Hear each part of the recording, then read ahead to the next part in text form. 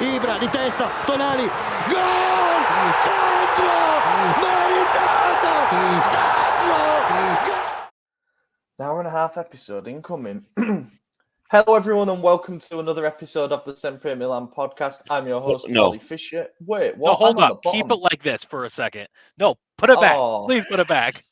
Please put it back. Staying in. I didn't even realize I was down on the bottom. No, Me either until you started talking. Until I started talking, Just wait till after I say something in the podcast. And then move you? Switch it around based on who's speaking. Yeah, I'm your host, Ollie Fisher, joined once again by Maddie. Oh, I go second now? I'm not third? Anti-clockwise, I don't know. Yeah, I'm excited to be here. Unlike Huddersfield, I'm on top. Oliver's on bottom. So, yeah, that's really all I've got going. Mm-hmm. Hey guys. I'm over it now. It's been a few days. That was too funny. Anyways, he's back on the bottom. Yep, happy to be here. That was a good intro. Yeah, it was. Boys, got a lot to go through.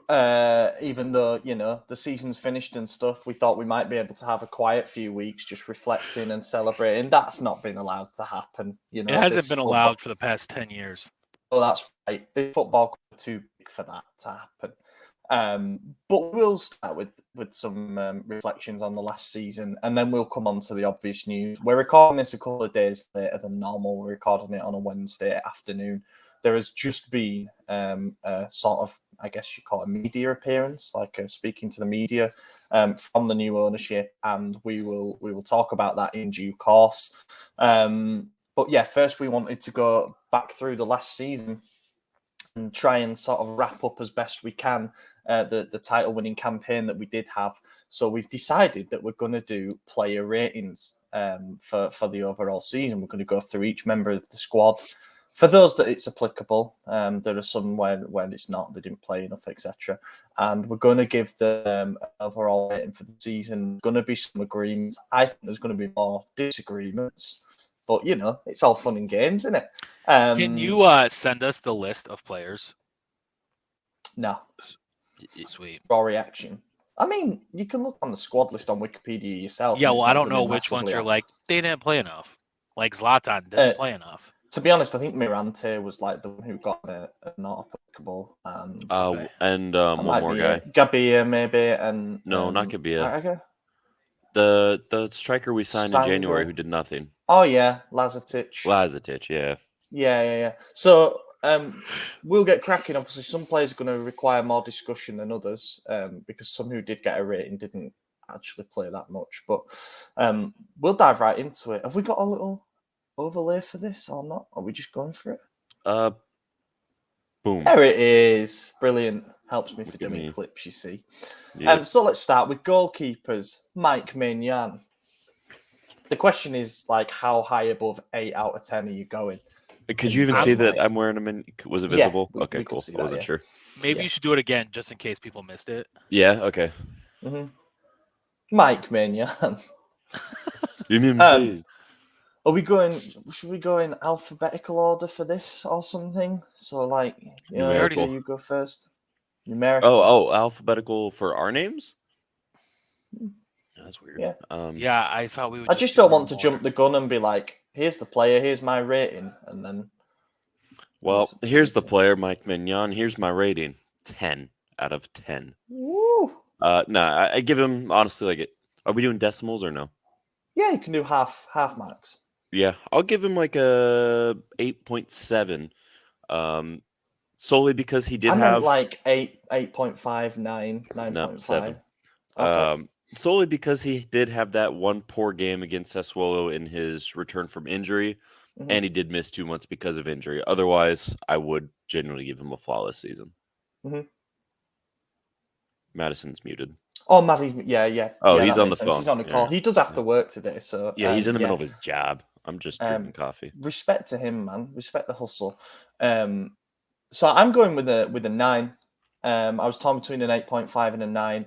I think he saved us so many points throughout the course of the season with with some fantastic stops. I mean, obviously it was a tough ask replacing GGO, but I think he's done a better job than GGO did last season, as in 2020-21. There was a couple of mistakes in there, but we think that probably came from him being rushed back a little bit too soon, which is a collective decision, let's be honest.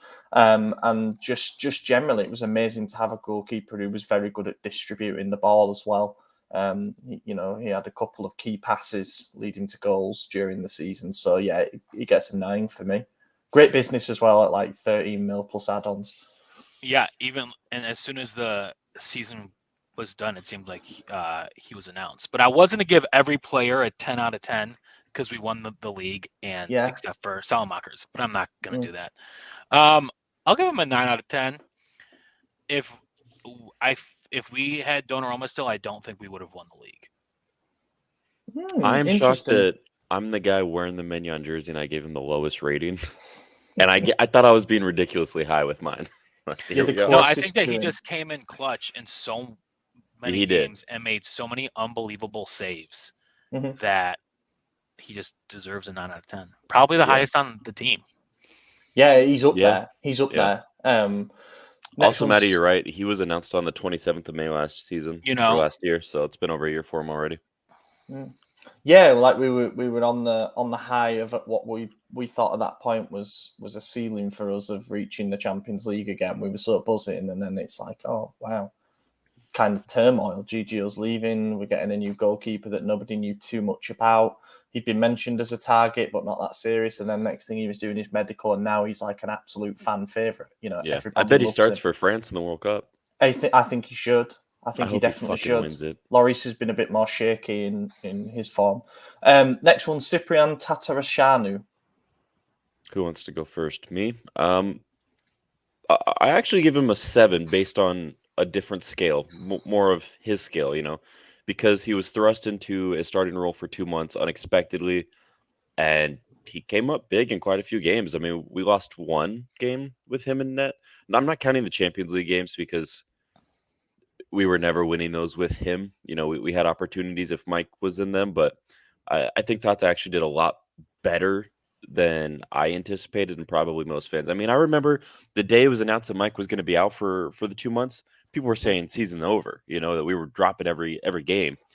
And I'll be honest, I thought we were going to drop a lot more points than we did with him. So I think I give him a 7.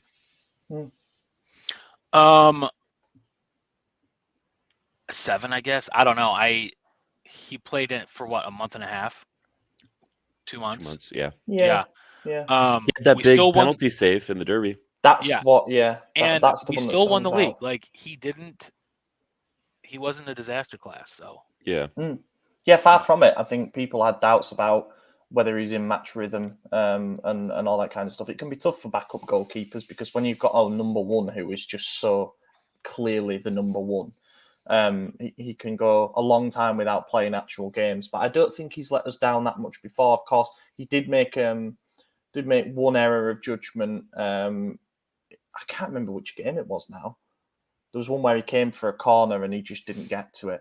But anyway, completely made up for that with the Derby save, the penalty save. Incredible, really. I mean, what a moment that could be when you look back and you look at the margin we won the league by, the fact that head-to-head came into play and that game was a draw because of that save. 7 for me as well. Certainly didn't disgrace himself, and he's probably going to stay around as the backup for next season. So 7. Now we move on to the defenders. We have not given Mirante a rating, or we won't give Mirante a rating just because, didn't play, but seemed to have a lot of fun in the celebrations afterwards, so fair play. Pierre Kalulu. Oh, where do you start with this kid? I mean, he surpassed everyone's expectation. Got it. He was, I mean, honestly, everyone probably says Rafa was most improved, but Kalulu became a top level necessity for us. Whereas when he was signed as like a potential third choice right back, and now he's like, people are saying we don't even need to sign a new center back because Kalulu is that good. So I mean, he's got to be up there too. I don't want to say he was better than Mike, so I'm just going to give him a solid 8. But yeah, he was incredible. I think the most impressive part that he was playing out of position. I mean, he's only 19. How old is he? 21. And so, like, he's still young. You can still, like, mend his position, but I feel like by 21, your position is pretty set. Yeah. And he's supposed to be a right back, but he was playing center back. So I'm also going to go, I don't know what age I said, but 8 out of 10. Yeah, that's what Yeah. I would give him an 8 as well. And I think if you were to isolate it into second half of the season versus first half of the season, you're probably giving him a 9.5 for his second half of the season. But I think people did forget those couple of appearances he had at left back where he got rinsed in the Champions League. That, I think, was probably a very useful experience for him, as it turns out. And he was fantastic at centre-back, and he had some great performances at right-back as well, where he looked creative, probably even more creative than Calabria had been. So, yeah, just what a talent this kid is. Obviously, there's the additional context of the fact he cost us €500,000 and had never played a senior game for Lyon before joining us, and he is just already surpassing any expectations. And you know, people might have had his potential pretty high already, but now it feels like there's another player who could be part of France's core of the future. He's that good, you know. How much did we buy him for, or was it a free transfer? He was a free transfer, but there's a development fee because he was under a certain age, so it was 500k basically. Transfer market has him at 18.7. I mean, that is huge. They also have Mike at 27.5. So he's doubled his value as well from his transfer fee. Yeah, Mike. I mean, yeah, we got Mike for 13. 13. I thought we got him for 35. No, it's 13 plus 5 in bonus, or was it 13? Yeah, around that. Yeah. With damn, bonus? that's cheap. 13 plus bonuses, I think, which we've probably had to pay now because there'll be like league win included. Yeah, I would imagine. But yeah, Pierre, what a man. Really, really think that it's going to be tough to wrestle a starting role off him next season, especially if we're going to keep playing with the high line and stuff. Speaking of which, Fikayo Tomori, his partner for pretty much the entirety of the second half of the season. Yeah, AJ, you can go first. I think an 8 also is fair. I mean, he played more games than Kululu, and he had more partners than Kululu, so he doesn't have as many clean sheets, which I don't know if that's necessarily indicative of him. I think that might be a little unfair to say, but the reality is he was a part of games where we conceded more goals. So I'm going to give him an 8 also, but I wouldn't be surprised if you guys went higher or slightly lower. Yeah, I'm going to give Tomori an 8.5. I think that he started the season playing with Kier. Then Kier was out halfway through, and he had between Romagnoli, Gabbia, and Kalulu, mostly Kalulu, but he was like the rock of the defense. So 8.5. Yeah, he played with everyone, right? As far as like defenders, yeah. Wow. I think he was out for a month or two. Yeah, he had that little.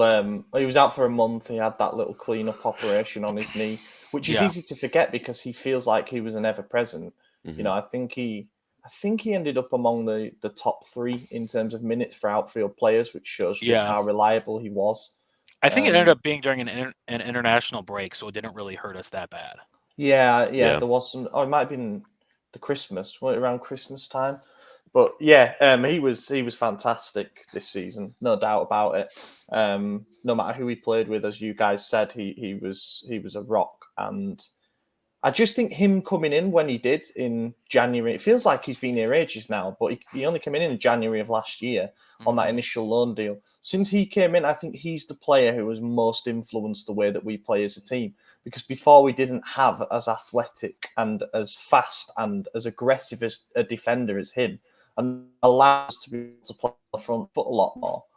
It's allowed us to shift our defensive line higher up the field and to get a bit more territorial superiority. Before, Romagnoli Kier, they had a good partnership together, don't get me wrong, but we knew what the shortcomings of both of them was, you know? And I think that the fact we ended the season with 2 goals conceded in the last 11 league games and 9 clean sheets in that shows that Tomori and Kalulu as a pairing have just got the makeups of being something that we can really persist with moving forward. And and I'm giving him an 8.5 as well. He did have one or two bad games, did Tomori. Games where he struggled a little bit in his judgment, and aerially, I still think there is a little bit of room for improvement there. But if he's got the right partner, we're looking really good. Next player is Alessio Romagnoli. I'm gonna say a 7. I mean, he obviously didn't play a whole lot of games, but I think overall he was pretty solid, and it's hard to think of any specific performances from him. But like you mentioned, there was that time when Tomori was out injured, and obviously Kier was as well, and so it was Romagnoli and Gabbia together, and I think they, as a partnership, exceeded expectation as well. So for that reason, I'm going 7. But to be honest, I don't remember much from Alessio this season. I'm gonna go 7.5 because I feel like the past couple seasons he had some questionable runs, and this season when he was called upon, he delivered. Yeah, he'd been exposed a little bit, I would say, last season more than what he was this season. And again, I think that's it's part of the way that we play defensively as a unit now. He had a really bad game this season, which I think is what will stick out, and that was the Sassuolo home game when he got turned on his ass by Berardi and then chopped him down on the break. Not him, he chopped down De Frel, I think it was, on the break and got a red card. That was bad. That's right. People were calling for him to be sold after that. That being said, apart from that, I don't think there's too much to tarnish his record. I'll give him a 6.5 just because I don't think he actually played enough to warrant bumping that up anymore. Kier, obviously, we've got half a season. Well, not even half a season to judge him on here. But yeah, honestly, I'm giving him a 4.5. I mean, the man said it himself. We keep conceding shit goals. That was his quote, and those goals came in all his games. Did you not think that was aimed at other people? I thought he was. It might have been, but let's be real. He played every game that we conceded since shit he was goals. injured. We've been playing great. Exactly. I mean, he was nowhere near deserving of anywhere in the Ballon d'Or rankings. He got there because he's a good human, but good humans don't translate to good player. And it's not that he's a bad player, but I think he had a bad season the time that he did get to play. I mean, I don't know what we gave him in our final rankings as far as our mathematical ones or what any of the other things do, but I can't imagine it's anywhere near a 7. So he's low for me. I was gonna give him a 5. Do you know what? It's tough, is this, because obviously he didn't play since injuring himself for the rest of the season in that game against Genoa, which, funnily enough, came when he lost a duel when he was out of position in the middle of the pitch. I feel like his signing and the influence of his signing during that season, the 2019-20 season, he did bring a lot to the table. I think he helped us from a stability point of view. He was an extra voice of leadership along with Ibra, and he certainly did help. This season just wasn't his season, not just because of the injury, but because it's almost like you're handing over to the younger guard now. This is a defensive unit that is working very well. And also the midfield that are protecting him have been better. Tonali's been better. Benacer's even grown. Kessie's Kessie. So I think it's almost like my work here is done kind of stuff now with him. However, I don't remember too many disasters from him. So I'm going to give him a 6.5, perhaps a little bit on the nostalgic side. I said 6.5, didn't I? I meant a 5.5. But okay. Yeah. All right. That's better. Yeah. I mean, look, if we're basing him off of 1920, then sure, he definitely was critical, but this is 21-22, and it's not it. I don't know why. When you said 1920, I thought you meant like the year 1920, and you're making. I think that's when he started his career. Actually, I was like, damn. That's funny, and I wish I thought of that, but no. Gabbia is next on the list. Again, you guys go first because I got to think a little bit about it. How much did he even play? He had a bad game against Dusan Vlahovic in that 4-3 defeat against Fiorentina. However, I would have challenged any centre back in the league really to keep him quiet at that point. He was put there on the right side of defence when it was kind of a makeshift team in general. All he had to do was put on a zebra stripe jersey, and they kept him pretty quiet. You're on a roll today. That's like 3 it's good, zingers man. today. I like it. Yeah, pretty good. I'll give him a 6 because I feel like aside from that game, which was a tough assignment for him, he actually stepped up pretty well when we were in a bit of an emergency. And I still think that you can count the amount of errors he's made in our shirt on one hand, but that's mostly because he doesn't play that much. Yeah, I was like, just give him another 5. Yeah, I'll go. He didn't impress me, and he didn't like drastically let me down. I'm gonna split it right in the middle, go 5-5. There was one time when we were in injury crisis, and he was forced to start. I think that morning was when we found out he was gonna start. Exactly. And he came off like 19 minutes into injury, and I was like, this fucking guy can't do anything. So because of that one moment of frustration, 5-5. Fair. Teo. So Teo also had a poor game in that Sassuolo one. He is the reason we actually lost that. He gave the ball away that conceded the final goal. Granted, at the Fiorentina time, one. Yes, sorry. Yeah. Granted, at the time we were still losing when it happened, but we had just clawed it back to a 1-goal difference, right? And then he conceded that, and then we scored the third. Those Zlatan did. So then it was like, all right, well, if he didn't concede that one, we would at least got a point. But overall, I mean, the guy was incredible. He was a brick house. So I'm gonna big up him. I'm gonna say 8.6. That's funny. I was gonna go 7.5. I don't think he had a bad season by any means. I think that he had an average season for what was expected out of him. Fair enough. I'm just I think overly weighing the final stretch of the season for all my ratings right now. And like he scored against, was that Atalanta? Yeah, the last home game. But like that goal wasn't needed to win. You know, it was just like icing on the cake. It was a great goal. He ran right down the middle of the field. I mean, he's zigzag, but then just fucking slotted it right in the net. Now, if that was like the goal to win the game, to win the league, it probably would have been higher. But I just, he did his job. I don't think he excelled what was expected out of him. And before that Atalanta game, the time that he scored was, I think, the last time he scored before that was when he scored against Venezia, which I think was the first game of the new year. Or it might have been the second. He only has 5 goals this season. He did go wild without scoring. Second game, 5 goals is good, but after it is how for many left did he have back. the previous season, like 10 or something? I think he might have got 8 in the league. Yeah.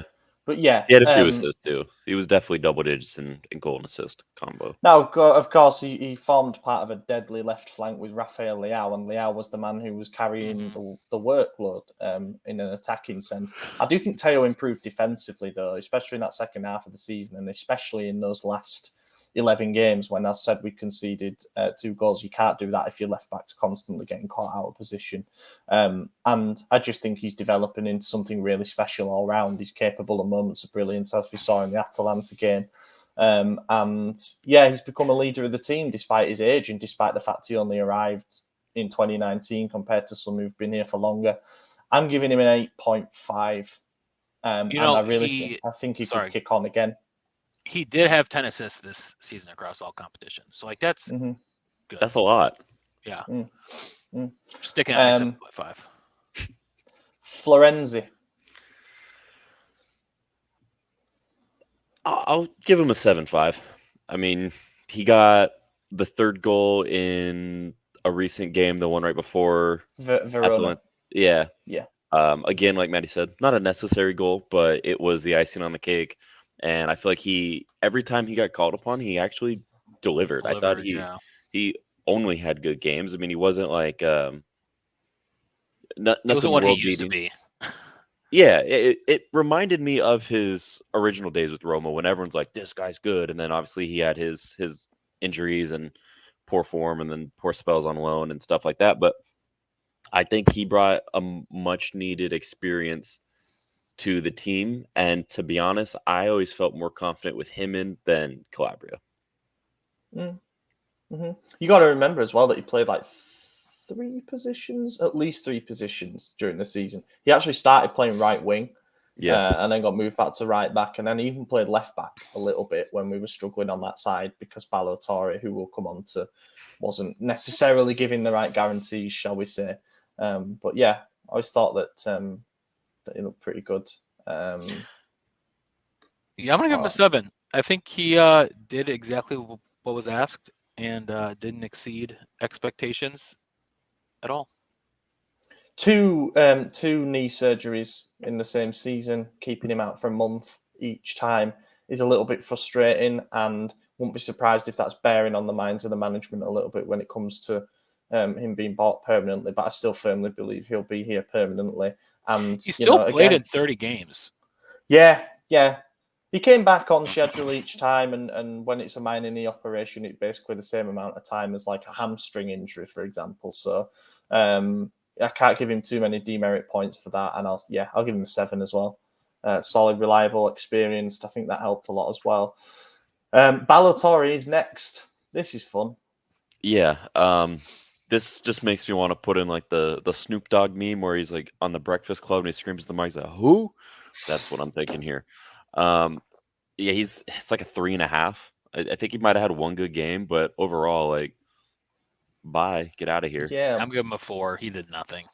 4 for me as well. I think it was the Bologna away game when he actually drew a red card because he got his ankle firmly stamped on by somebody in that game. That was his only standout performance for me. No, actually, he had a good game whenever he played left wing. There was one time he played left wing for like 8 to 10 minutes, and I thought, well, he actually didn't look decent, or he did look decent. But yeah, I'm still going 3.5 just for the memes and for Stefano because I know he doesn't like him.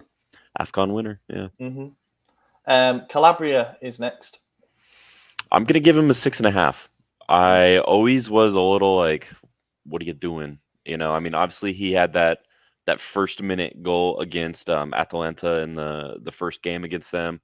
He comes up big randomly with goals, and they're always like some wild thing. He does have good crosses. I think he's good going forward, but defensively he leaves me wanting a lot more. He drifts inside. He's basically playing center back in Klulu's spot often in defense, and then he's always got to pull out when they're going down the wing for the cross, and it's always his side because he leaves everyone so open. I mean, you can make arguments about zonal marking, whatever, but I think he gets beat defensively often, and I think he gets a little nervous on the ball and makes a lot of poor passes. So for that reason, I'm going whatever I said, 6.5. 6.5. You're fucking crazy. He's getting a 7.5 in my book. Dude does exactly what's asked of him. He shuts up haters every time AJ talks. Never shut me up. I'm still going. And yeah, he'll wear the captain armband his entire career. So entire career. Forza Calabria. Forza. I like him. I was one of the ones who, when there were rumors of him being sold, not last summer, the summer before, to like Bologna and Cagliari and these teams, I was like, no, you can't give up on a fullback that's that young who's come through our academy and has credit in the bank in terms of good performances. And I think he's reached a level now where you're starting to see him come towards being the finished product. Obviously, there are still areas of his game to work on. I agree that I think if he gets beat early on in a game, he sort of goes into a bit of a nervous shell defensively. I don't think there's many fullbacks in Europe that are great at one-on-one defending, to be totally honest with you. So when you get left in isolation against a good winger, you're going to find it difficult, probably. And Calabria is no exception to that rule. But he does offer balance. I think, I guess this doesn't feed into rating points, but he's sort of a model professional. He knows what it means to represent this club. And the Scudetto means a little bit more to somebody like him.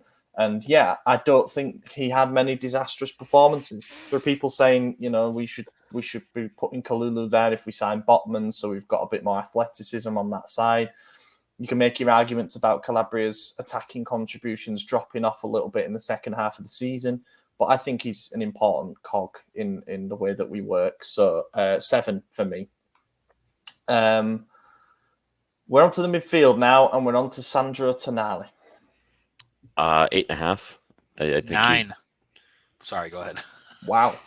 Wait your really turn. excited. This is where I thought we'd get into the heated areas. I mean, 8.5 and 9, like the difference isn't Mm. that massive. I'm just taking into consideration I only gave Mike an 8.7, so I'm kind of capping everyone right there. So I'm giving him 8.5 solely because I don't think he was better than Mike, but he was damn good. I don't think he was better than Mike. I think he was on par. That's why he gets a 9. He was, I mean, I feel like he held our midfield together. He connected the defense to the attack, something that we have not had in a long time. Last season with Kessié and Benacer, they were more like holding and defensive, and he really had the attack. So 9. I love the kid. I hope he stays here forever. Added goals to his game this season as well. Some vital goals. I mean, that last-minute winner against Lazio, the brace against Verona. On his birthday. Yeah, the free kick against Cagliari earlier in the season. You know, those were great moments. And another player who the Scudetto means a bit more to, given that he grew up as a boyhood fan of the club. Again, a bit of context to it. He arrived on a permanent deal last summer after cutting his salary to make sure that it happened. He's going to earn that back now, probably with a little extension and a pay rise there. Yeah. But yeah, I agree. He did. He did hold the midfield together. He was the glue.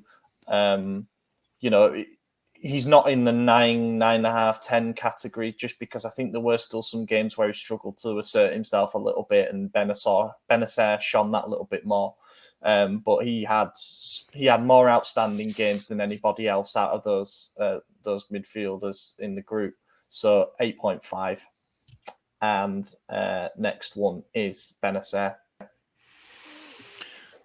That's tough because I feel like Benacer actually played significantly less than we were used to. You know, towards the end of the season, it was very clear that Kessie Tonali was the starting lineup. But at the start of it, you know, every game seemed to rotate those three, and you never knew who was going to start, which was great because all three are pretty world class in my opinion. So I think I'm also going to give him I'm going to just lower my rating from Tonali for Benacer just a little bit and say Benacer gets an 8.4 because it was damn good, but he played less. You know, it's crazy that he played less, but he still featured in 40 games this season. Wow. I think people still have this like false idea. I think every game that they prone. rotated, like Of right, course, like whoever he started. did play. I mean, he played in 31 league games, so he only didn't feature in 7. Yeah, and I feel like those 7 were at the beginning of the season. 2 or 3 were during AFCON, right? AFCON, yeah. And I feel like the beginning was like when he was being questioned. But like compared to last season or the season before, last season was how many were starts? Season, right? I can do the math real quick. I mean, it should just say on whatever thing you're looking at. It just says 31 appearances over 1,518 minutes. Well, okay. I mean, yeah. I mean, I'm not gonna do math on that, but I mean, that's only 48 minutes a game, averaging. Yeah, that's what I'm saying. Like, whoever started in midfield was subbed off for the other one, so they probably had really close to the same amount. Let me see here. I'm gonna give him an 8. I think he played great.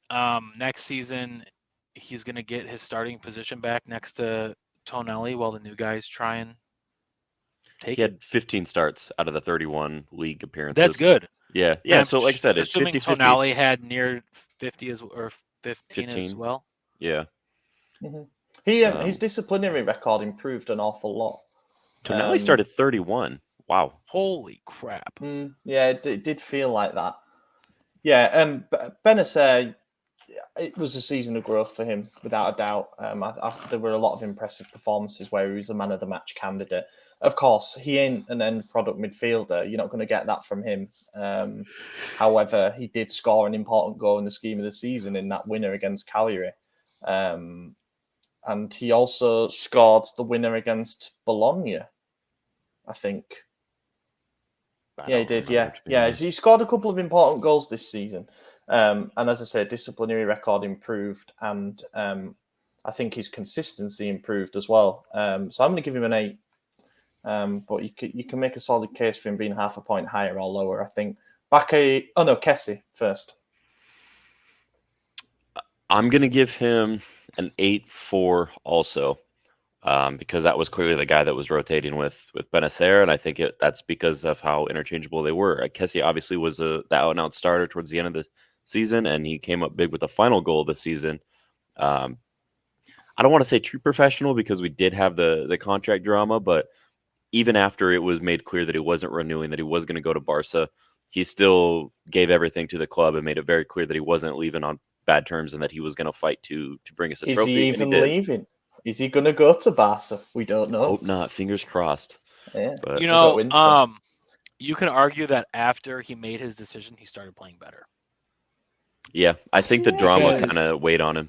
Because people were like, bench him, he's leaving, he's not playing good, blah, blah. He got jeered in the stadium, when his name got read out. All of a sudden, it's like he was back to old Kessier, who was like great every single game. I give him an 8. I'm going a bit lower. I'm giving him a 7. First half of the season, I think he wasn't at the races, and the calls to drop him were based on form, not just because he was leaving. I think he struggled in that first half of the season. He had a few performances where it just wasn't happening for him. But yeah, 7, that's, again, if you split the season in half, I think the second half of the season, he probably gets an 8 or an 8.5. He was fantastic. I think he probably had the peace of mind. Everyone knew he was going, but we were in the Scudetto fight, so there were no distractions. And if he does go, I mean, we've got to presume he is going, signed off in the best possible way. So yeah, I think he's still worthy of a decent score. According to the Who Scored algorithm, he was 0.02 less than Tonali and 3.3 above Benacer. So we have great midfielders, man. We do. I think our midfield is at least out of those 3 is something I don't ever worry about. So if he doesn't go to Barca, do you think they will give him a contract extension? I think they say, look, this is still on the table. The price we offered you, and there might even be some wiggle room given that final end of the season push, especially with the RedBird. Who knows? Yeah, I still think he goes, but I mean, there could be all kinds of twists and turns with the shit show that Barca are at the moment. I'd give them a call today. Be like, look, they haven't even deposited your. Do that. Yeah, you should give him a call and say, Presidente. He's already done his sign-off thing on social media. Yeah, which would be a bit awkward if he has to come, not crawling back, but Bakayoko next. 5, 4. Yeah, I just didn't want to be mean, but he 4's probably better, honestly. And I love Bakayoko, but he didn't do shit. Every time he touched the ball, he gave it away. I said 5, but I'm now changing to a 3.5. That's what I meant to say. He didn't do anything. The things he did were bad. To 4. Yeah, because I couldn't think of anything. Then Maddie reminded me that he didn't do anything, and then I was like, "What did he do?" And I was like, "Oh, he did bad." So yeah, just kept dropping. Oh, every time he touched the ball, he fell. Yeah, so the ball tackled him. Yeah, to give him a rating higher than Kier would have been rude as fuck of me. So 3.5. Yeah, he started a couple of games while Kessie and Benacer were away for AFCON duty, and both of those he got subbed off at halftime because things were going that badly. So yeah, tells you a lot really. And after that, he got completely frozen out pretty much until that final home game against Atalanta when his first action was to slip trying to play a pass. It didn't work out, did it? I think that was more of a Maldini signing, getting a body in, on a 2-year loan, bit free, than purely saying, yes, I absolutely see a role for this player in my team.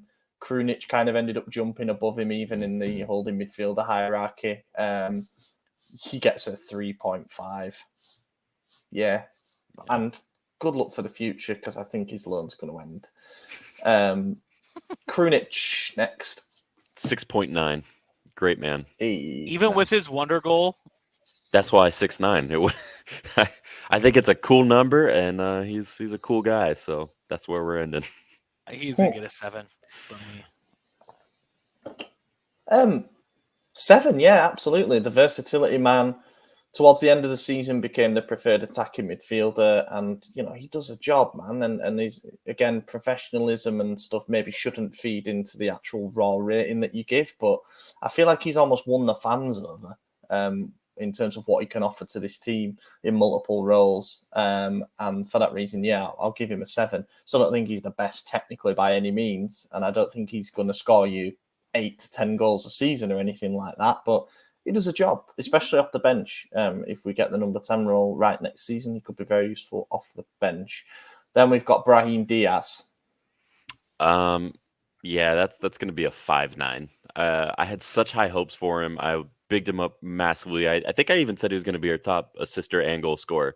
And he didn't do anything after the month of September. So, yeah, that was a bad prediction on my part. Brahim? Yeah. I shit on him at the beginning of the season because I thought he was weak and small, and I still think he's weak and small. So he is going to get a 6.5. I was going to say I'm going to go with Maddie's height, which is 5'4". But then I was going to say, AJ, why are you laughing? You're shorter than I am. That's what I was waiting for. It was just for the playoff final thing. I had to do something back. And I was also going to say, speaking of weak and small, but, never mind. Do you know what? He scored 4 goals in his first 9 games, I think, that earned us 3 wins. So, that's a pretty big contribution. It's just a shame it only lasted for the first 2 months of the season. He'd completely surpassed Hakan's early season numbers at Inter, and then it just swung the complete other way. So it was like, yeah, it is a downgrade at number 10, unfortunately, because he was offering absolutely nothing. There were a couple of assists, but he didn't score a goal from September onwards, and that's the bottom line. And he struggled. He lost his spot to Kessie and Krunic. He ended up 3rd choice, despite having come in and taken the number 10 shirt. He actually gets a 5 for me, a 5. That's pretty bad when you're the only attacking mid on the team and your 3rd choice behind a defensive midfielder and a regular midfielder. Yeah, and we trust purely on ball, Yeah. So if he thinks that's the ranking, that's the ranking. It's may well terminated. Daniel Maldini. So that's a tough one because he didn't play a lot. He had 1 start and he scored against Spezia. It was the opening goal, technically the winner because we won 2-0 and it was the first one. So I'm going to go with... No, we won 2-1. Brahim Diaz scored the winner 2-1 in that game. Okay, well, then but that's big funny. Goal still. Since we just shit on Brahim. Yeah, I don't know, man. I don't want to give him a bad rating, but he's not really deserving of a good one. I think whatever rating we give him is going to be a little unjust just because he didn't get a lot of minutes. So for that reason, I'm going to go slightly above mid and just say a 6. He is averaging 1 goal every 43 minutes. Which is probably minutes. I'm sorry, 143 minutes. Okay, I was It's probably better than Brahim Diaz. Yeah. I gave Brahim a 6.5. Daniel Maldini didn't get a 6.6, just for fair. Also, he has Venezuelan citizenship, which is something I didn't know. Me either. That's weird. Oh yeah, because isn't Maldini's wife Venezuelan? Oh, you act like I know anything. Yeah, never mind. Why would I know anything about Maldini's wife? I only care about Maldini. She's a smoke show. Is she? Yeah, it's on my work computer. Otherwise, I'm not. That's why I'm not going to look it up. But imagine being able to just represent around. Yeah, Adriana Foster is Venezuelan. Yeah, so that makes sense. Daniel, you might have a shot of playing for them. I know you've played for. He's not listening, but yeah, Italy under-21 international doesn't matter. Go play for Venezuela. It'd be brilliant. Can you imagine if a Maldini decided not to represent Italy? Yeah. No, I can't. Yeah, that'd be crazy. I can't. I feel like this should be an NA. Like, as harsh as it sounds, 143 minutes is really tough to judge a player on. But he also scored a goal. Games. But I'm giving him a 6 because, one, he didn't earn more playing time, so that implies that he's not great still. But then he did score an important goal and a header from a cross, which Brahim Diaz could never. I will say, I think it was a Champions League game. It might have been might have been a league game, but there was a time where we brought him on, and it was like a tie game or something like that, and we gave him the final corner kick, which was the final kick of the game, and it was just slightly Horrible. better than Honda's. So yeah, for that reason, I'm out. I don't know what I was gonna say. Oh, all the players like rave about how good he is in practice. So I don't know like what's going on. Yeah, that's true. They do. They do. Speaking of raving about how good he is, Rafa Leao is next. Well, this is the one guy I was going to say was better than Mike. I'm going to give him a 9. I'm even going to argue that he was fantastic all season. The final push, obviously better, but I don't think he was ever really bad. And I think people like to put blame on him because he's got such high expectations that anytime the performance isn't a 10 out of 10, it's an easy scapegoat. So I think he's a 9 or better. Yeah, I think he's a 9 as well. Yeah, and the fact he was league MVP, he was literally the best player in the league, so he's got to have the highest rate. 9.9. Fuck it. Oof, 9.9 Still we've 9. gone up to now. Yeah, I'm giving him a 9.5. Yeah, for kind of all the reasons you guys mentioned there. I think he is the one player that we have who is unplayable on his day. If he's up for it, you can't stop him. You just can't. Even in the Champions League, he had joy. That Atletico Madrid game, he gave us the lead, for example, before we went on to be robbed by refereeing decisions. And I'm so excited. I really hope he's here next season. I still am confident that he will be. I think he wants to stay. He said he's happy. I'm really excited to see if he can even go further, in terms of consistency. There was a stretch of games just before the final run where he didn't do an awful lot. He was getting double teamed. He found it a bit tougher. But he was always there when we needed him. And for that reason, he's fully deserving of the Serie A MVP title award that he got. 9.5. Rebic. that's an interesting one. Mm-hmm. Because he didn't play a whole lot. He was injured for long spells. I don't think he ever became a starter again. I mean, obviously he did start some games, but he was never like someone who we said, okay, Rebic needs to be starting, except for at striker, which we never actually got anyways. And that was mainly just due to injuries that I was like, hey, maybe give Giroud a rest. He's played like 45 million games in a row. So he did have a couple big goals. I mean, he had the equalizer against Juve in the first leg. He had a late winner against someone. Or no, he had an equalizer against Salernitana when we were 2-1 down. That's what it was. Yeah. So, I mean, he dug us out of some bad situations, which in the grand scheme of the season, you could look at as winners. He won points. So, this might be a little too high, but I'm going to go with an 8. Ooh, 8. I just think he came up in very critical situations when called upon. I don't think he was the best at anything in the season, but I think he bailed us out a lot. So he also scored against Liverpool. So that's an automatic +2 in my book. There you go. Yeah, I wasn't going to give him a 6, so he also gets an 8. I like it. It actually is a +2. He gets a 6.5 for me, which may seem harsh compared to the rating you guys have given, but it was frustrating his inability to stay fit. And then there were reports about him having a bad attitude and even not coming on in one game because he said that he felt discomfort and then the scan showed nothing. I'd be surprised if he's a little bit unhappy with, lack of playing time, but then part of that is his own doing with failing to stay fit. However, the reason he gets a 6.5 is because, as you say, dug us out of some tough situations, and I think his appearances off the bench in the back end of the season were good. He did some stuff that will not go down in the history books, but like the pressing against Lazio away that led to the turnover of the ball and the cross that came for the winner. Stuff like that, contributions that may well be forgotten in a couple of weeks' time or whatever. But yeah, he always gives it everything when he's out there. It's just a shame we didn't see more of him, and we'll see what happens with his future in the summer. Apparently Wolfsburg sniffing around and stuff. It'll probably come down to him and whether he wants to be a starter in a team at this age, 28, I think, 29 maybe. Salamakers. Oh, this will be fun. Matt, do you want to go first? No, it's all you, man. 3. Is that my lowest score? Yeah. Yeah. Okay, good. Yeah, then 3. He was never good at anything. He scored 2 goals in 46 appearances this season. 2,489 minutes. That's 1 goal every 1,200 minutes. Yeah. He is bad.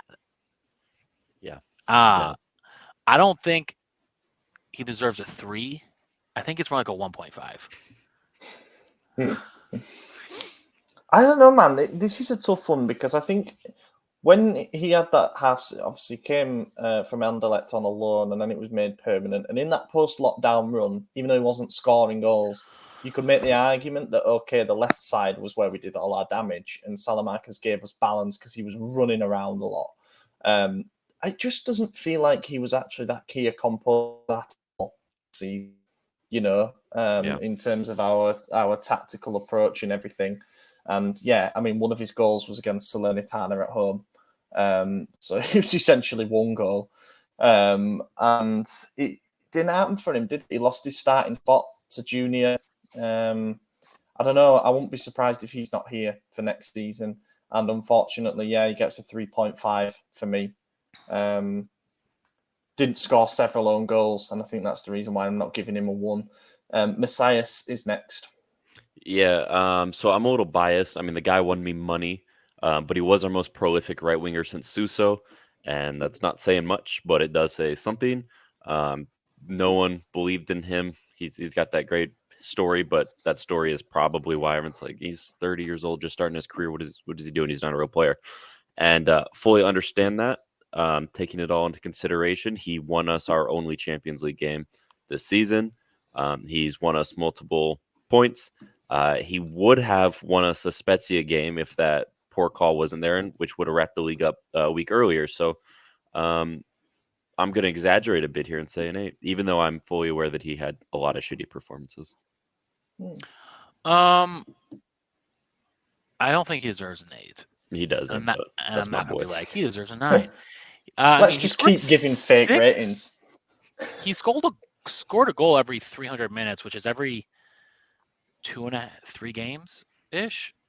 That's not like horrible for a right winger for how often that he played. Mm-hmm. Especially with the rest of our right side and with as good as our left was. I'm going to say a 6.5. Yeah, I'll go with the same there. I think 6 goals is a good return for a player who didn't really start getting continuous opportunities until sort of into the new year. He had some problems with injuries when he first arrived, getting up condition, which we kind of expected. Everyone was sceptical of him because he arrived on deadline day when we were linked with bigger games and probably better quality players that we didn't manage to get in. But yeah, 6 goals isn't bad, and he had his fairy tale moment in Madrid, and that was good. Scored a brace as well away against Genoa, and then scored against them again. So he actually got 3 goals against one opponent this season, which is kind of mad. But yeah, 6.5. I don't want him to stay. I know that sounds harsh, but I don't think we should be spending €5 million on keeping a player who. If we could get that reduced to 2, would you keep it? I mean, if we had to keep him or Salamakers, I think the choice is obvious. I don't know, because like in my head, I'm thinking, how far away is Shaka Traore, and would it be worth just having him as the third choice if we needed a third choice right winger? We signed him, and he had Serie A minutes under his belt, and he's done well for the Primavera. 2 million, maybe you keep him around. Well, I'm just thinking, like, if we're getting rid of Salamakers, we're probably going to profit a good amount because we bought him for near nothing. Castillejo's going to be leaving for free. Like, we can't get rid of all 3 of our wingers. We got to keep one. And I think even if it is 5 mil, we're still profiting 8 on Salamakers. 6, 7 in that range. So I don't know. I think it makes the most sense. Assuming we sell Salamakers. Yeah, that's a big if. Yeah, no one wants him. If he not even Roma, not like, could you imagine Jose trying to coach that guy? Oh God, it'd be awful. It'd be really funny. Yeah, I would watch Roma games. Yeah, it'd be funny. Samu is the next on the list. Hellas Verona at home, man. Yeah. What a guy. Crying. How could yeah. I mean, that was his only performance of the season, so whatever match rating we gave him for that game, I guess has got to be it. It's got to be like a God, this is going to be harsh, especially when I just exaggerated a Macias rating, but I'm going to give him a 4 solely because he only had one game, right? Like he had one good game, but he played 100 he played in 5 games. Okay, well, to quote, Marvel call Studios in the grand calculus of the multiverse, he didn't do shit. So, yeah, even a 4. He did one great game, and that was more than we all expected from him. So he's overachieving, but overall, he was salary on the bench. No, not even on the bench. He didn't get called up in most games. Salary on the reserves. Yeah. I think he got punished in the second half of the season for refusing to move away as well. So, and rightfully so. 5. I'm not going to give him a rating because he only appeared in 5 games for 122 minutes. Wow, so 5 games for less time than Maldini. Than Danny Jr. had. Yeah, that's actually pretty crazy to think about. Yes, I would not be able to name the other games that he came on in. I genuinely wouldn't. Yeah. No, actually, I'm going to give him a 5.5 because that Verona performance, he wasn't like world beat or anything, but you look back on that game, and if we had have gone on to lose that, could it have been really damaging for us? Don't know. We wouldn't have won the league. Yeah. Zlatan. So this one's controversial. We know Madison's going to underrate him. I'm probably going to overrate him. I'll give you a real one. But he was our top goal scorer until March. He was supremely pivotal. What does that say about our team? Shite. Yeah, you're right. So what does that say about all our ratings then? What does it say about the league? What does that say about our podcast? Yeah, exactly. We don't know shit, boys. No, I think he was obviously massive in the first half of the season. Injuries destroyed him. 6 months he played without whatever ligament in his knee. He was draining it once a week, he said, something like that. Total bollocks, that, by the way. You can't play without a ligament in your knee. I think you can. I asked No, Shannon. you can't. You can't twist your knee. If you don't don't have the ligament... No, I do, 100%. No, you don't. You can ask anybody. You can't twist your knee if you don't have a ligament. I asked my wife. She's a physical therapist. You can't play without a ligament. I'm going to trust Shannon. You can play with a ruptured ligament, maybe, but if it's not there, you can't turn your knee. He said it's not there. Yeah. You could still turn your knee. You could turn also, it easier without the ligament. Without the connection. Right. Perhaps that's it. He might have ruptured it. He might have damaged it in some way. But if you have a total reconstruction of your ACL, I guess we'll find out in his next book, right? We'll find the truth in the book. Yeah. But what truth? Draining his knee. Exactly. So the point I was going to make at the end, though, was just looking at the Scudetto celebrations and how he behaved in those and the speeches he gave and the interviewing he did.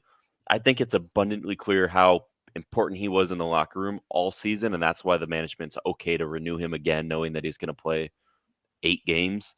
I think he still played a massive role in the second half of the season, even if he was never on the pitch. So 7-9.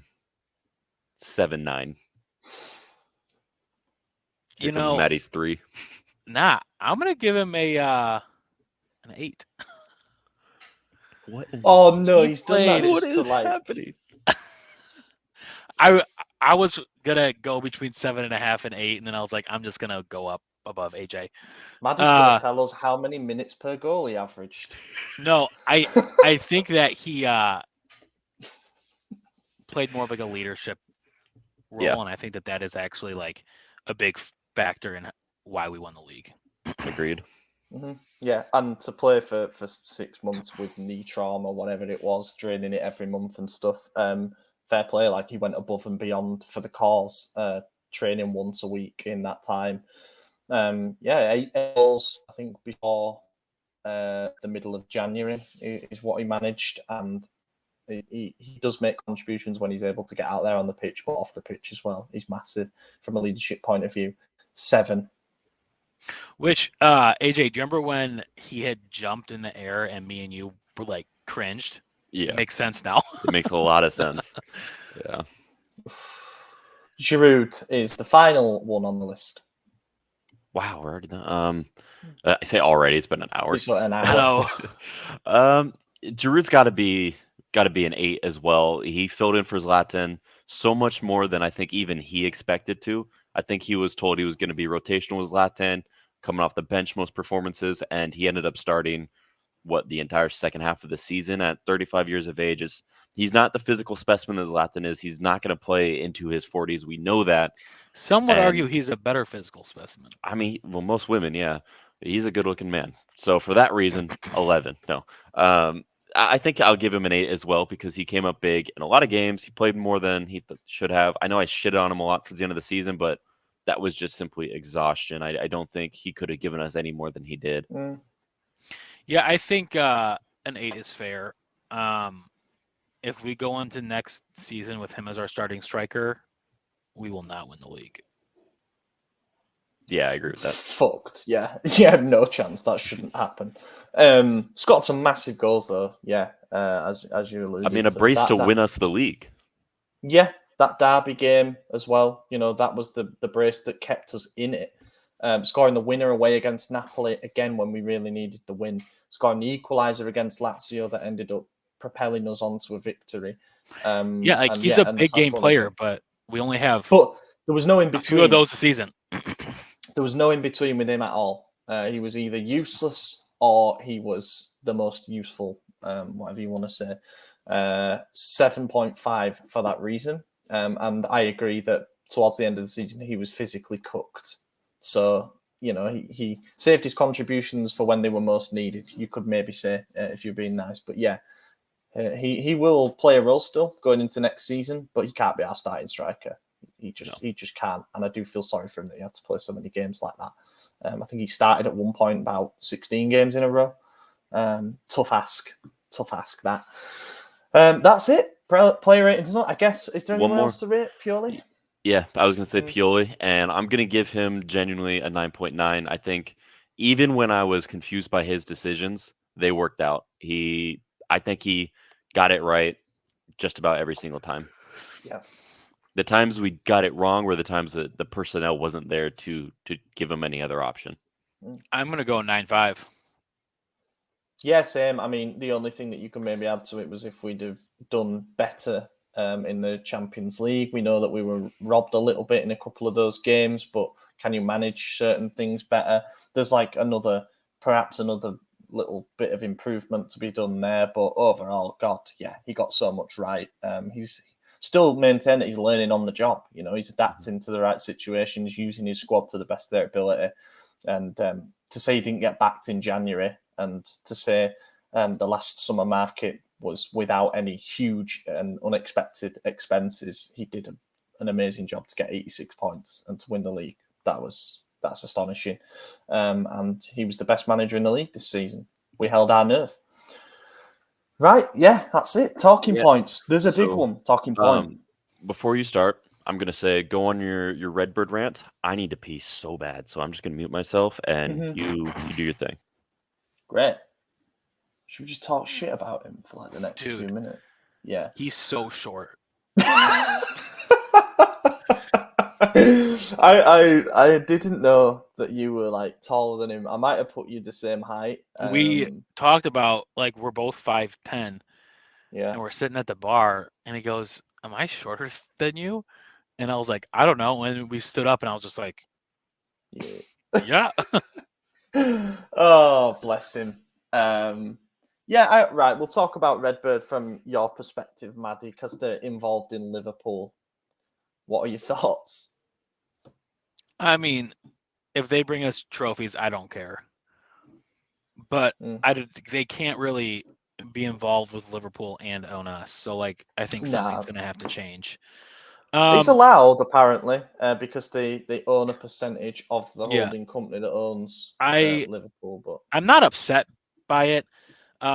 They probably learned a lot about how to run a football club from Liverpool. And Liverpool, I think we are trying to do what Liverpool did. Because, I mean, like, they were a slow build, and now they're one of the best teams in the world again.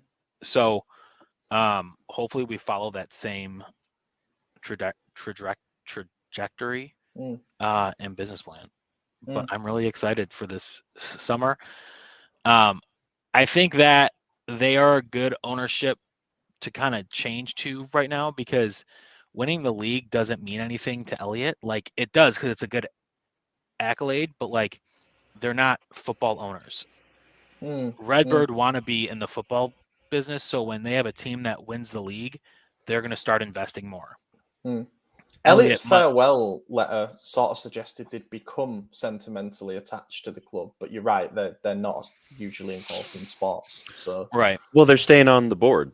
Yeah. You know, we got 3 seats, including Gordon Singer is one of them. So I think, and we knew Gordon was a huge Arsenal fan when they took over. I think he's obviously a huge Milan fan now. So I think they do have that attachment to it. And I don't know if we've talked about this yet, but supposedly Elliott's like footing a loan for RedBird to buy it, which is strange. But I do like that because that means worst case scenario, it goes back to Elliott. It goes back to Elliott. We have a winning project already. So I don't actually see any downside to this deal. I think things might take it is kind of weird. It is. I think it might take a little bit longer just because we got to have agreement with this board discussion now. And you know, but I don't think there's many differing philosophy between the two of them. I think they're kind of in an understanding like of what they want to do and go forward. And I don't think anyone could be a part of that parade and not want to continue and do that again. So I think Elliott's going to be like, yo, this is how it's going down, you know, and I think RedBird's like, yeah, we want to leave a lasting impact. We want to look good while we're here, especially in the beginning. Every new owner does. No one takes over and says, all right, we're going to be budget friendly. We're going to cut. Well, I guess Elliott actually did that, but they didn't have a choice. Yeah. So yeah, I think it's a good takeover. Yeah, the only downside I can see is if, and I guess it will, we've gone from being virtually debt free to all of a sudden there's 600 million that needs repaying back to Elliott. So it's not. It's going to show up as debt. That's the thing. But we know it's not effectively because it's Elliott that lent the money. Yeah. So one other thing, which I told Ollie about, I haven't told Madison yet because I said it like before we started recording the podcast, but one of my people that I spoke to last night, I got a phone call from in the middle of the night, and they told me that their sources, who I have not confirmed good or bad, but they've been accurate on some South American stuff, so we'll see. But they said that Maldini was leaning towards not renewing unless he was given the guarantees of being able to spend bigger, you know, not massive, but bigger than what we've done. So if he renews, expect big signings, or my guy's wrong. He is renewing. They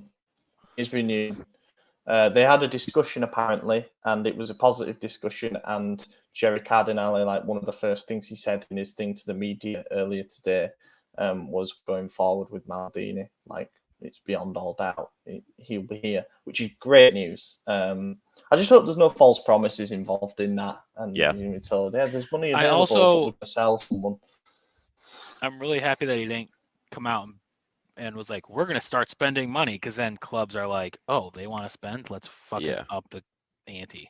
Yeah, and as they know how we worked under Elliott, very like shrewd, I hope clubs still think that's it, even if that's not the case. I hope we do work that way, just knowing that we have room to not drop deals off over that $500,000, you know, renewal or that 1 million extra for the signing that we did lose out on players over. So I hope we still behave that way, but with the room to just kind of say, okay, fine, on a few deals. I think it's not just when it comes to transfer business, which is obviously what we're all interested in. Are we getting any shiny new players to watch? But I think for the club as a whole, it's important because RedBird have vast experience. I think it's 25 years experience investing in sport specifically. And they've got a knack of turning sports teams with prestige into like modern media brands. And we've seen with like the Milan studios and stuff under Elliott, things have gone up a level for us. Our media output is so much better.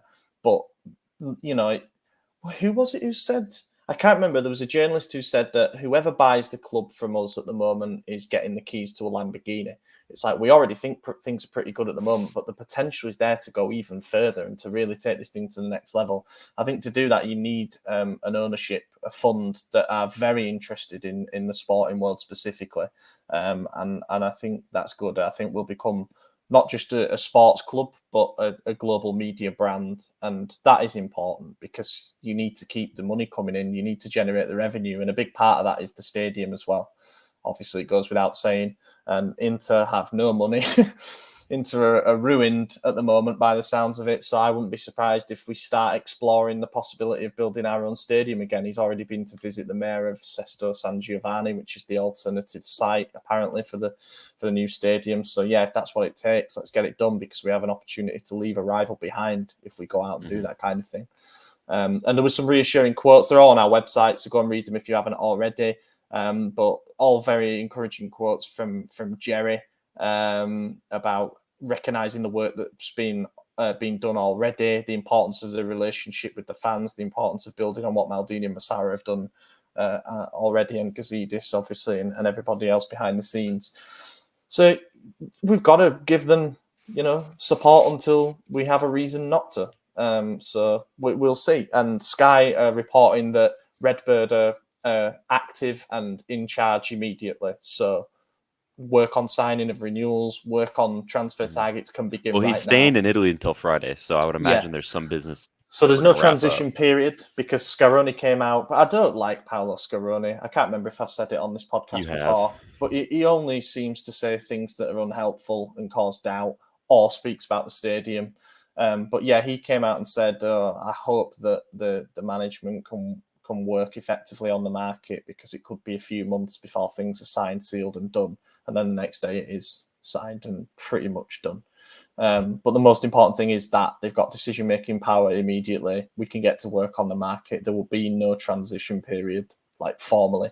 So that is news. Where are we then next? Questions. It will be questions. And I have, I think about a few of these.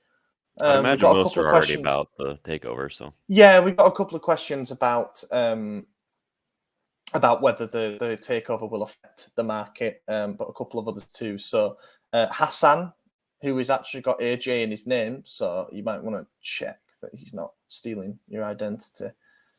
He's not. Rumours on Leao leaving for massive money. I personally think once the deal's done with RedBird, his renewal will be announced. But who could we get for 150 million, which is his release clause? This might be a little controversial, but I wouldn't remove his release clause in the renewal. I would just make it bigger. I think we're entering an era where crazy $250 million transfers are not going to be that uncommon. I mean, we've seen one with Neymar when it was wild. And then a week later, we saw another with Mbappe. I think it technically was just under 200 million. But if we put a release clause of 200 million on Leao, 3-4 years, if he continues to perform the way he is, right when he's getting ready for the next renewal, I wouldn't be shocked if Madrid goes for it, especially when they're missing out on Mbappe and other targets. So what we could get with that is massive.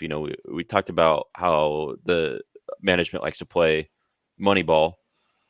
It works. There's a proven track record of Moneyball working in all sports, not just football and baseball. It's a thing. So I'm okay with that.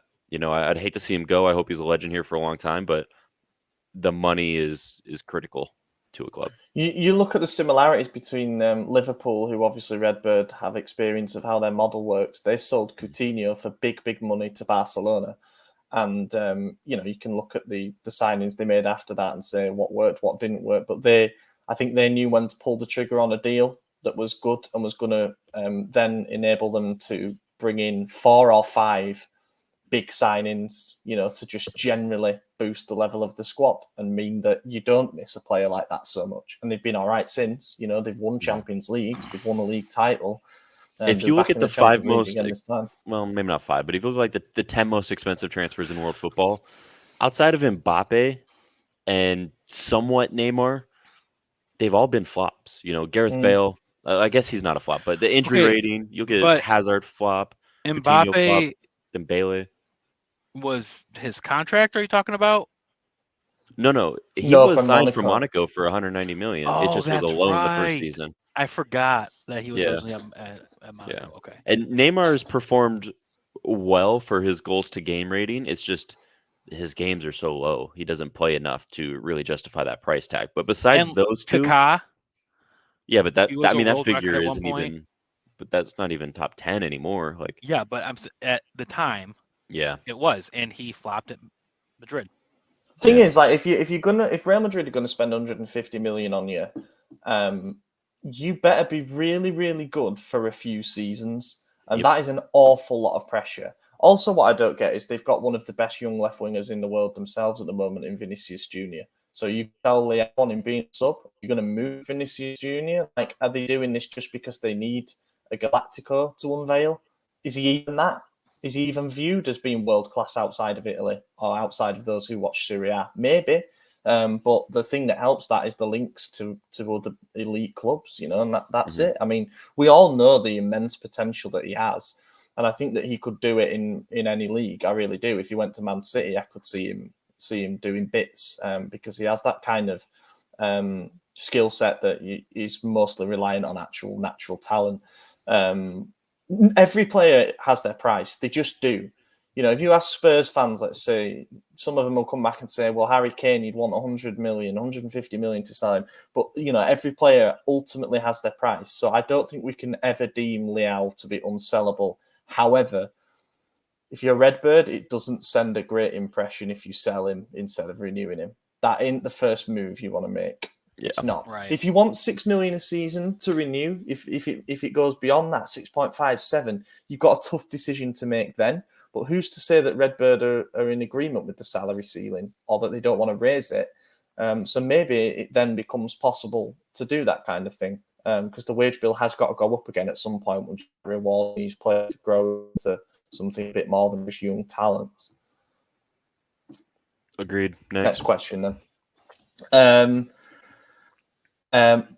Same guy asked about the recent rumours that Bremer might come in instead of Sven Botman. How do we feel about that? Have you read any of this? It's mostly Gazzetta. So Yeah, I mean, I don't think that's the case, but if it happens, it takes a target off Inter, and it's one of he was probably the best defender this season outside of Milan and Milan Skriniar. So, yeah, I'm totally fine with that if that's what we have to do. But I would prefer Botman. I think the price will be right. I don't think Torino's going to want to sell internally for the price that we were supposedly okay with on Botman. Obviously, Newcastle's come back in, but I think we got the connection with Lille well enough.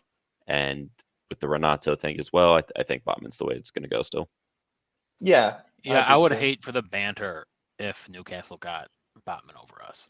Yeah. It would just be But I'll fall the banter of us getting Bremer over Inter. That would Same. almost offset it. Yeah, for like me. Newcastle can fuck off and overpay for someone if they want to, and honestly, as long as whoever we get is good and plays well, then I don't care who it is. That's Fair a good enough. philosophy to have. Yeah. So let's say Newcastle have come in with a higher bid than us for Botman. So if we want him, we have to pay 35 million. And Bremer's price tag is apparently 25 million because he's got 2 years on his deal.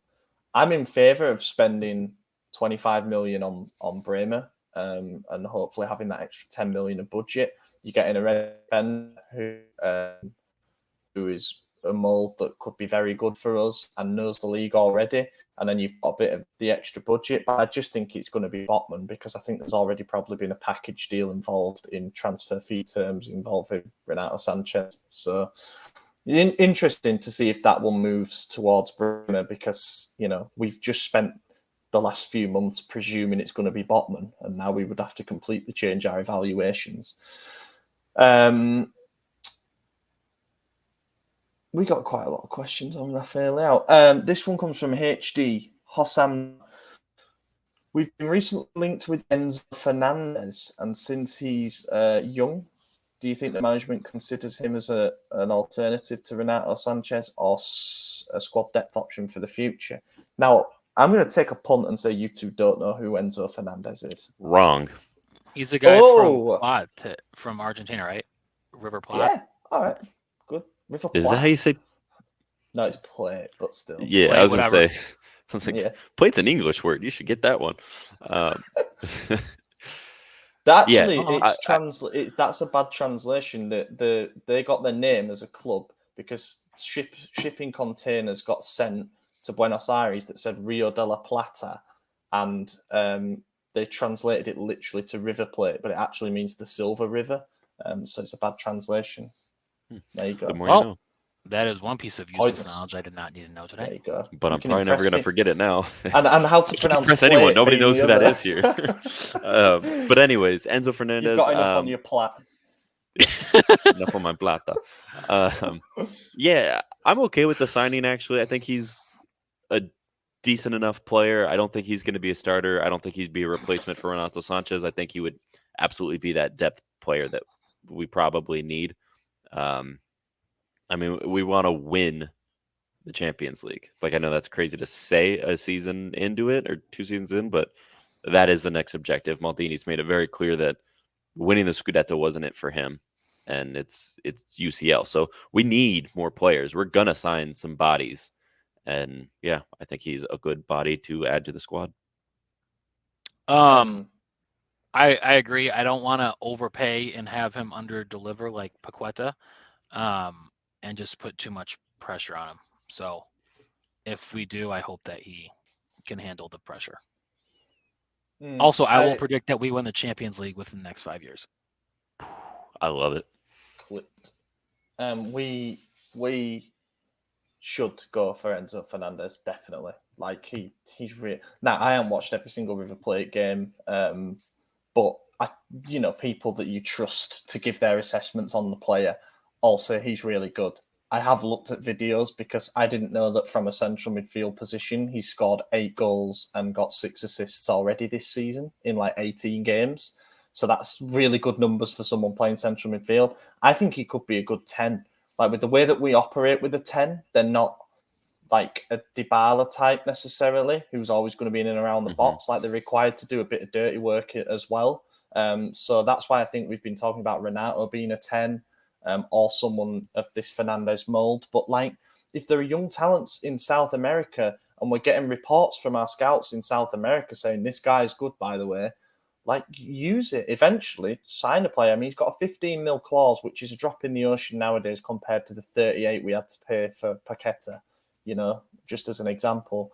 So yeah, take a punt, go for it. This guy could potentially be good cover in 2 different positions. He could even be paid for if we sold Rade Krunic for like 10 mil, If we got 10 mil for Krunic, done deal, easy, take it. Yeah. We might actually be done there, to be honest. We are an hour and a half in. Yeah, okay. We got a few questions about Leao, about the takeover and about selling players for big money. So we'll call it a day there. Thank you if you made it this far. Acknowledge it's been a long episode, but hope you enjoyed the ratings. And by all means, drop us yours below in the comments section or reply to the tweet, whatever. We're interested to hear if you agree or disagree with us. Probably a lot of disagreement. Yeah, I'm going to get heat. Good. I'm fully aware of it. My Messias comment out of pocket. Massively out of pocket. I don't remember what you said. I gave him a really high rating. That's all I remember. Just because he won you money. Yeah. Corruption. Love it. Yeah, drop us a like, comment, subscribe on YouTube to help us out with the algorithms. And thank you to everyone who watched the post-Scudetto episode as well, because that did really well on views. So yeah, cheers for that. We've got an exciting summer ahead. We've got a couple more season recap things to do. I'm going to do a quiz and we're going to look back at our predictions and stuff. So be sure to stay tuned for that.